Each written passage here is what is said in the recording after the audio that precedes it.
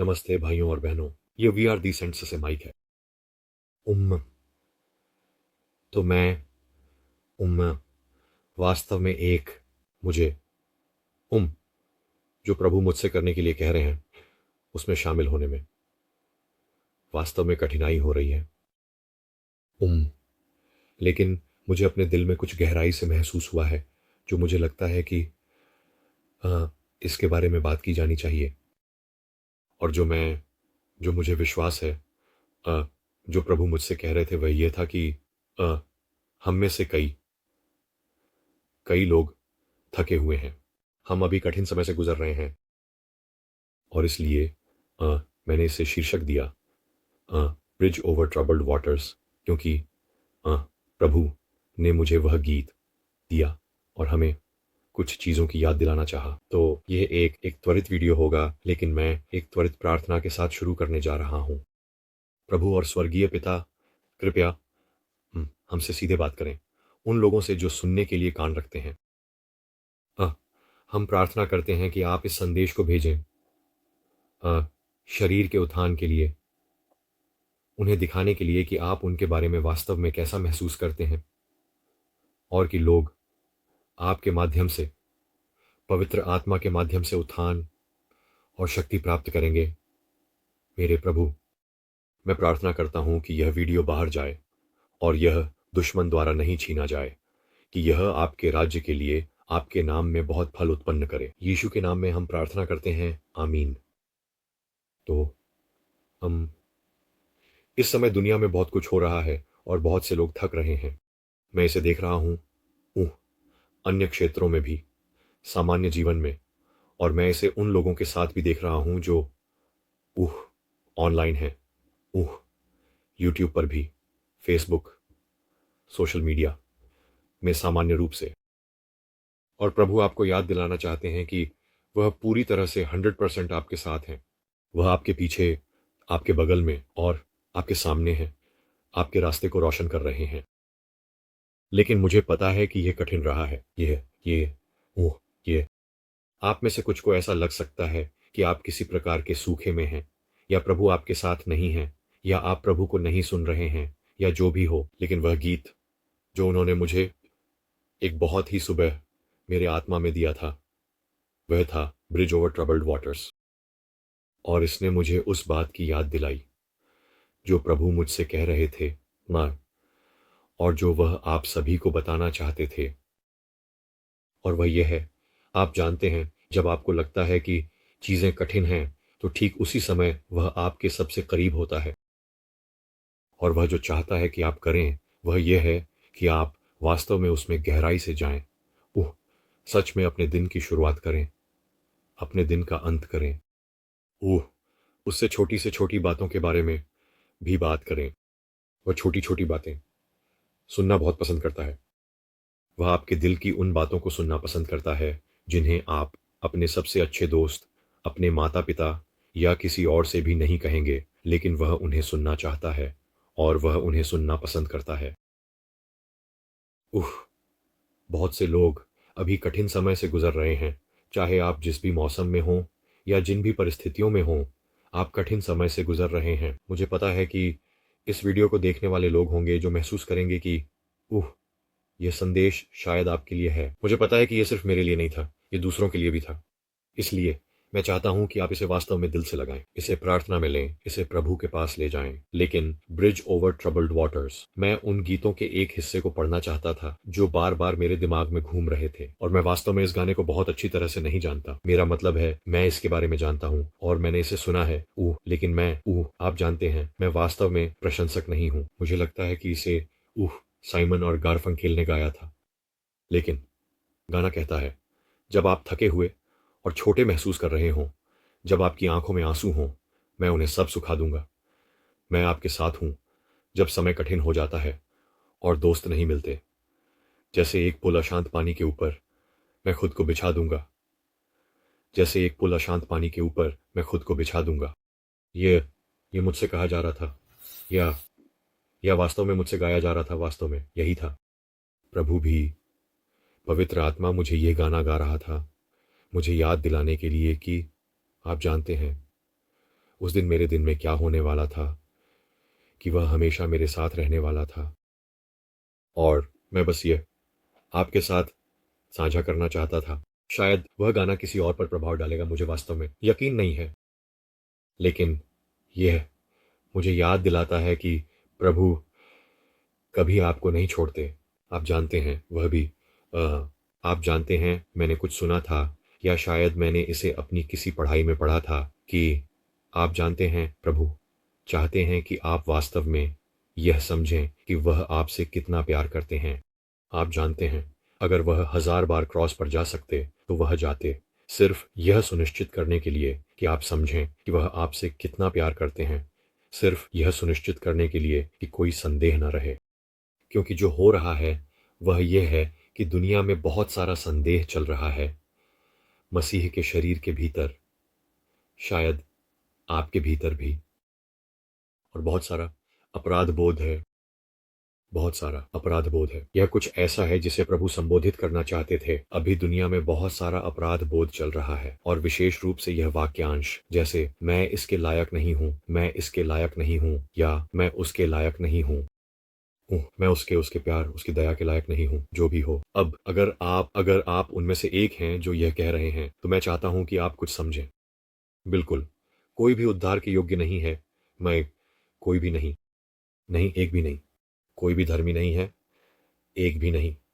कोई भी इसके योग्य नहीं है। आप इसे अर्जित नहीं करते। आपको विश्वास करना और स्वीकार करना चाहिए, बस बस इतना ही। तो इसे अपने दिमाग से निकाल दें। जब भी आप इन चीज़ों को होते हुए सुनते हैं, या जब आप इसे अपने दिमाग में सुनते हैं, या जब यह आपके आपके आत्मा में चल रहा होता है, या अगर आपको लगता है कि आप किसी चीज़ से दबाए जा रहे हैं, तो यह प्रभु से नहीं आता। प्रभु ये आपसे नहीं कहते, यह दुश्मन से है।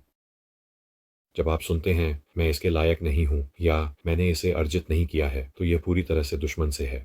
इसका प्रभु से कोई लेना देना नहीं है। प्रभु ने पहले ही कहा है, आप विश्वास करें और आप प्राप्त करेंगे, बस इतना ही।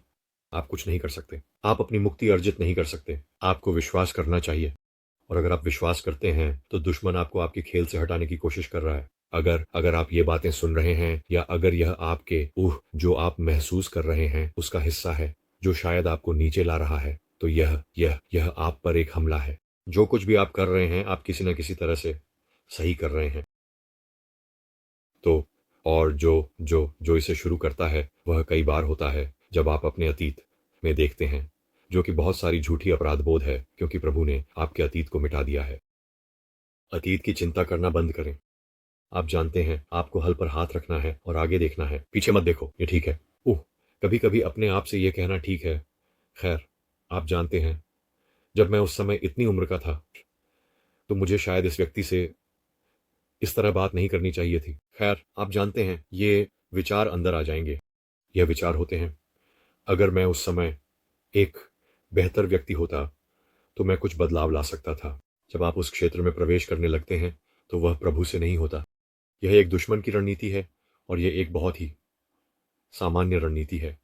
यह बहुत उपयोगी है। आप जानते हैं, शैतान और उसके उसके अनुयायी वे इस चीज को पसंद करते हैं। इसे बाहर धकेलें, इसे बाहर छोड़ दें। यह हमारे हमारे प्रभु के साथ की दुनिया में मौजूद नहीं है। यीशु और हमारे उद्धारकर्ता का इससे कोई लेना देना नहीं है। उन्हें आपके अतीत की परवाह नहीं है, उन्हें केवल आपके भविष्य की परवाह है, ठीक है?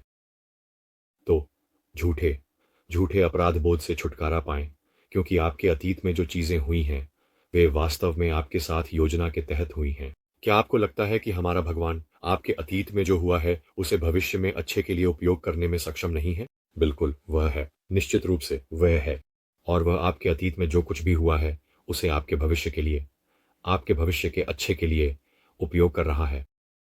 यह किसी और की मदद करेगा, यह शरीर को प्रोत्साहित करेगा, यह किसी और को उद्धार की ओर ले जाएगा।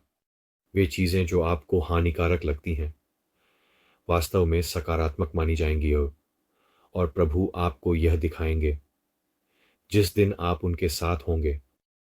जब आप हमेशा के लिए उनके साथ रहने जाएंगे, तो वह आपको ये सारी बातें दिखाएंगे जिनके बारे में आप चिंतित थे, जिनके बारे में चिंता करने की कोई बात नहीं थी। उनके पास सब कुछ नियंत्रण में था, ठीक है?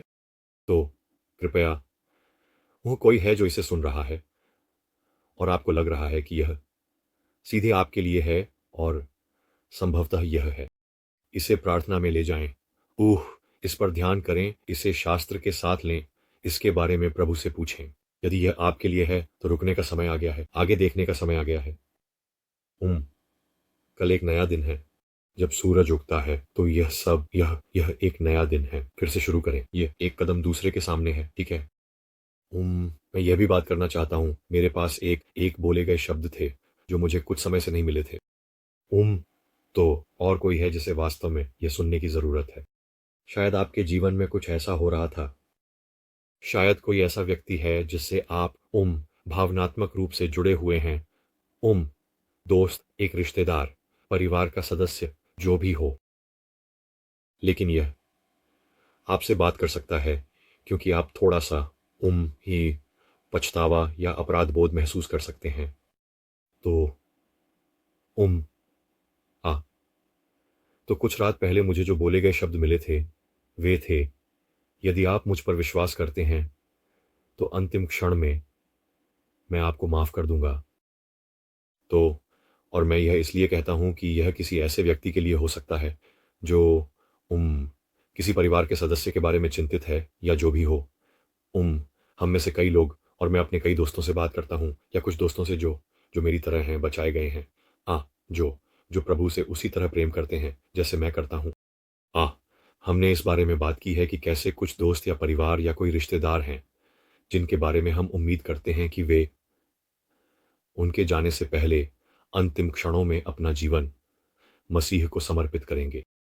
और इसलिए जब मुझे यह वचन मिला तो उसके तुरंत बाद अगले सुबह प्रभु ने मुझे इसकी याद दिलाई और कहा, लूका 30 में वापस जाओ, जहां मेरे साथ क्रूस पर 2 चोर थे, एक मेरे दोनों ओर।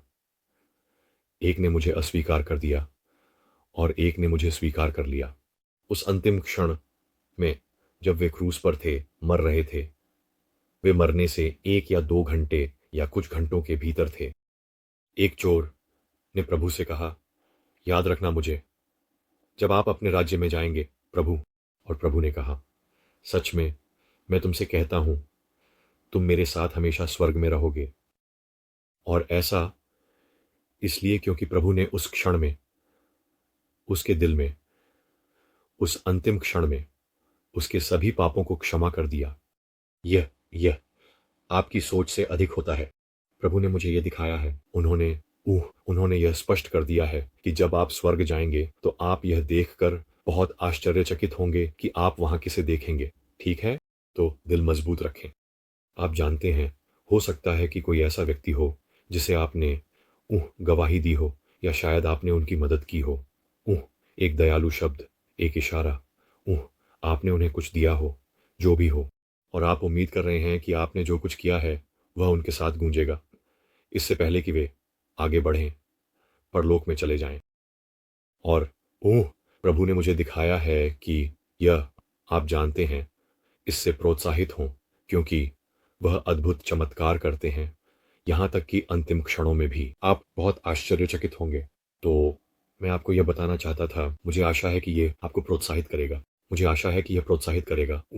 यह विशेष रूप से जो भी हो जिसके लिए यह संदेश वास्तव में घर तक पहुंचने के लिए था।